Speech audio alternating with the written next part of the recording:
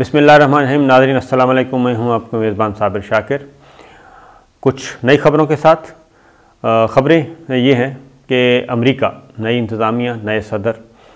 वो अभी तक जो प्रेसिडेंट ट्रंप के उठाए गए मामलात थे, ख़राब किए मामलात थे, उनको सीधा करने की कोशिश कर रहे हैं। कुछ सीधा करने की कोशिश कर रहे हैं और कुछ हालात उनके काबू में भी नहीं हैं और अमेरिका के लिए कोई अच्छी ख़बरें नहीं आ रही। दोहा में अफ़गान तालिबान के जो इंटर अफ़गान डायलॉग चल रहे हैं अफ़गानिस्तान के बारे में, वहाँ पे भी अफ़गान तालिबान ने सख्त मौक़िफ़ इख्तियार किया है और उन्होंने कहा है कि जो अमेरिका के साथ मुआहदा हुआ है, दोहा मुआहदा, उस पे अमल दरामद की टोटल ज़िम्मेदारी अमेरिका पर है और उसका सारा इल्ज़ाम अफ़गान तालिबान पे नहीं लगाया जा सकता। लिहाजा उन्होंने एक बार फिर कहा है कि वो अपने मौक़िफ़ पे कायम है और जो कुछ तय हुआ है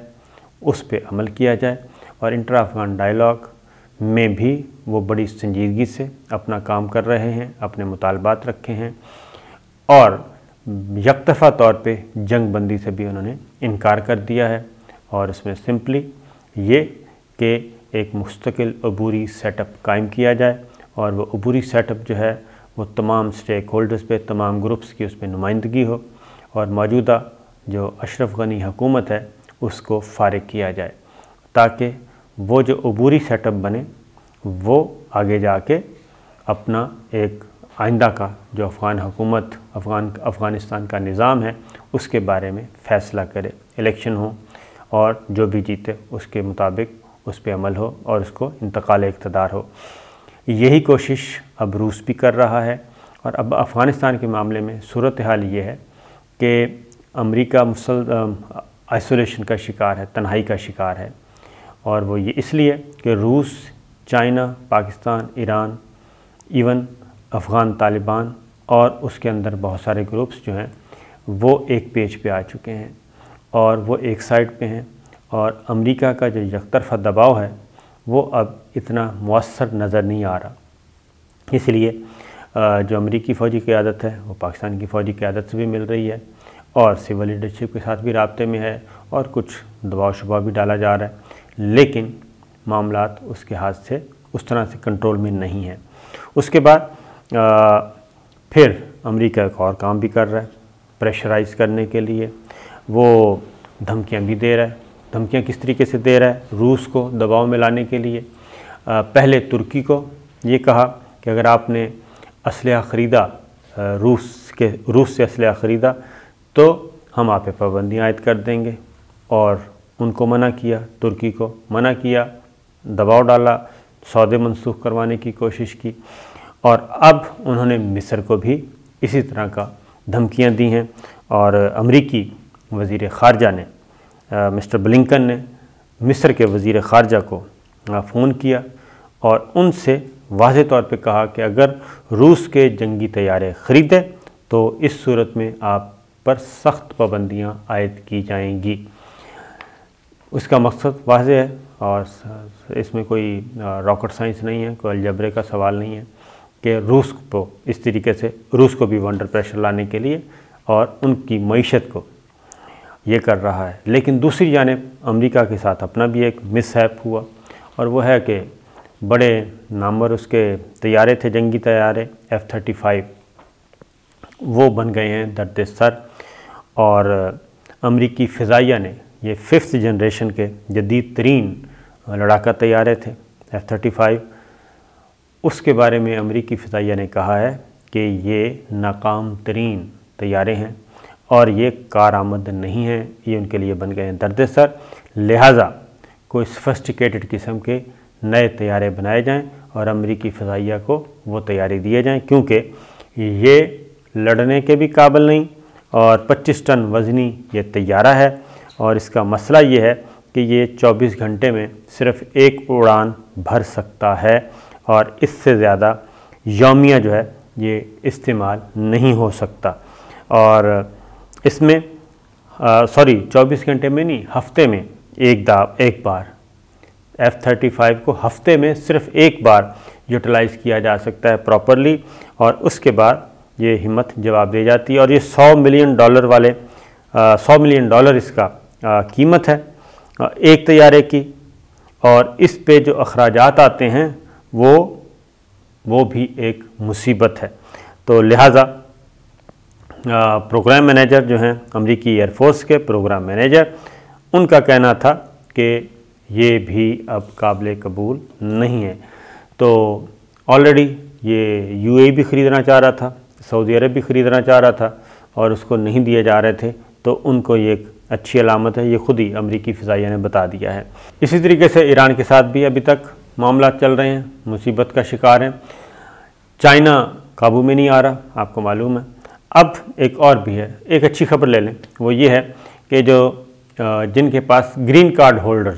جو امریکہ نے پریزیڈنٹ ٹرمپ نے پابندی لگا دی تھی اور ٹرمپ نے پابندی لگائی تھی اور بائیڈن نے وہ فیصلہ منسوخ کر دیا ہے،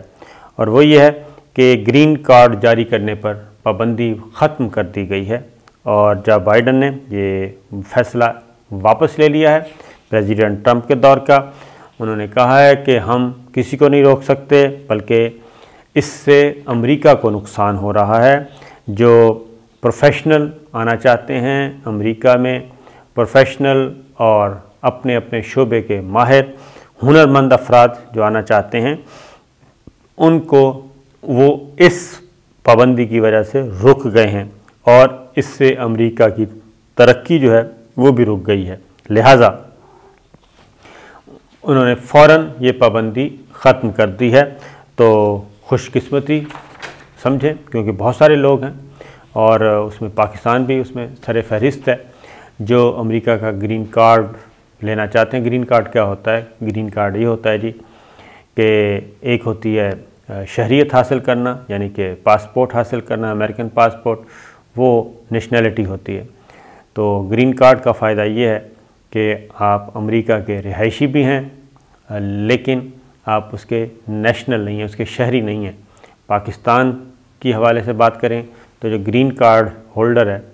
اس کو تمام سہولیات میسر ہوتی ہیں، وہاں پہ کاروبار بھی کر سکتا ہے، مستقل رہائشی بھی ہوتا ہے، سب کچھ ہوتا ہے، آنے جانے پہ کوئی پابندی نہیں ہوتی۔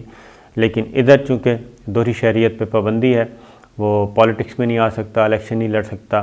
تو جو گرین کارڈ ہولڈر ہے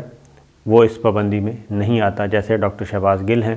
وزیر اعظم کے معاون خصوصی، ڈاکٹر محمود یوسف ہیں وزیر اعظم کے معاون خصوصی، اس لیے وہ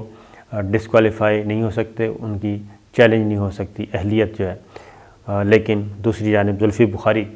کی اہلیت چیلنج ہو گئی تھی، کیونکہ وہ برطانوی شہریت رکھتے تھے۔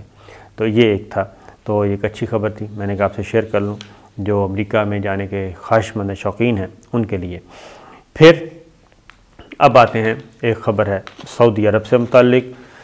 اور سعودی عرب کے ولی عہد محمد بن سلمان، وہ بدستور ٹرمپ انتظامیہ میں جو بہت ہی پرسکون تھے، بائیڈن انتظامیہ میں، بائیڈن حکومت میں وہ مسلسل نشانے پر ہیں۔ ایک سعودی صحافی ترکی میں مارے گئے تھے، سعودی سفارت خانے میں مبینہ طور پہ ان کا قتل ہوا تھا۔ تو وہ براہ راست کچھ چیزیں CIA نے اور FBI نے انویسٹیگیٹ کی تھیں، اور اس میں ترکی نے بھی مدد کی تھی، اور یہ مشترکہ طور پہ کچھ انفارمیشن ترکی نے بھی دی تھی، اور اس کی بنیاد پہ CIA نے ایک رپورٹ مرتب کی تھی، جس میں یہ بات اسٹیبلش کرنے کی کوشش کی گئی تھی کہ سعودی صحافی کا جو قتل ہے وہ اس کا حکم MBS نے دیا تھا۔ لیکن یہ رپورٹ جو ہے وہ مخفی تھی، اس کو نہیں کیا گیا تھا، شائع پبلک نہیں کیا گیا تھا، اور اس میں MBS کے جو ٹرمپ کے داماد تھے کوشنر، انہوں نے بھی اس میں اہم کردار ادا کیا تھا، اور یہ بھی اطلاعات ہیں کہ اسرائیل نے بھی مدد کی تھی، اور کچھ اور بھی دوست تھے MBS کے، جن کی وجہ سے پریزیڈنٹ ٹرمپ کو جب یہ رپورٹ سبمٹ کی گئی تھی تو انہوں نے اس کو دیکھ کے صرف رکھ لیا تھا، لیکن آگے کچھ نہیں کیا تھا۔ اب ہوا یہ ہے کہ وہ رپورٹ دوبارہ پیش کر دی گئی ہے موجودہ امریکی صدر کو، اور انہوں نے یہ رپورٹ اطلاعات کے مطابق دیکھ لی ہے۔ آج عالمی ذرائع ابلاغ جو ہیں وہ کافی مختلف واشنگٹن پوسٹ نے بھی اس کے بارے میں کہا ہے، بین الاقوامی میڈیا رپورٹس بھی سامنے آ گئی ہیں کہ یہ خفیہ اداروں کی رپورٹ، تیار کردہ رپورٹ پریزیڈنٹ بائیڈن کو ارسال کر دی گئی ہے اور ان کی منظوری کے بعد اسے منظر عام پہ لایا جائے گا۔ وائس آف امریکہ کی بھی یہی خبر ہے۔ آنے والے دنوں میں یہ بات ایک بار پھر کہ محمد بن سلمان جو ہیں وہ امریکی اتھارٹی کے نشانے پر ہیں، اور دیکھنا یہ ہے کہ کس حد تک اس میں یہ صرف پریشر ٹیکٹکس ہیں، اس کے پیچھے کیا عمل دخل ہے، کیونکہ میں نے آپ کو بتایا تھا کہ سعودی عرب کے وہ تمام پولیٹیکل شخصیات اور شاہی خاندان کے وہ بڑے بڑے کاروباری حضرات، بزنس ٹائکون، جن کا بزنس امریکہ میں، یورپ میں ہے، اور جنہوں نے ڈیموکریٹس پہ بہت زیادہ انویسٹ کیا، وہ یہ سارا کام پیچھے بیٹھ کے مسلسل کر رہے ہیں، اور MBS کو وہ سعودیہ کی قیادت نہیں سنبھالنے دینا چاہ رہے، اس لیے یہ سارے چیزیں پیچھے ہو رہی ہیں۔ تو صورتحال دیکھنا یہ ہے کہ اگر یہ رپورٹ کے بعد کافی سارے مسائل کھڑے ہو سکتے ہیں MBS کے لیے۔ اسی دوران سعودی ولیعہد کا ایک اپینڈکس کا آپریشن بھی ہوا ہے اور صحت یاب بھی ہو گئی، یعنی کہ ان کو ہاسپٹل سے بھی فارغ کر دیا گیا ہے۔ تو دیکھتے ہیں جناب کیا ہوتا ہے آنے والے دنوں میں۔ اجازت دیجیے، اللہ حافظ۔